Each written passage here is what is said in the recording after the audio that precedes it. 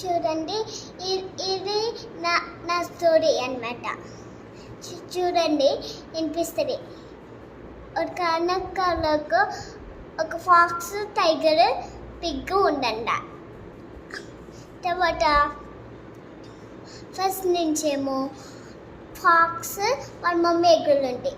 Pox వాళ్ళ mummy ఏమో బయటకు వెళ్ళి ఆడుకోమంది. తర్వాత ఫాక్స్ ఏమో ఇలా బయటకు వెళ్ళి ఆడుకుంటుంది. తర్వాత టైగర్ వచ్చింది, ఇలా తినేదానికి వచ్చింది. తర్వాత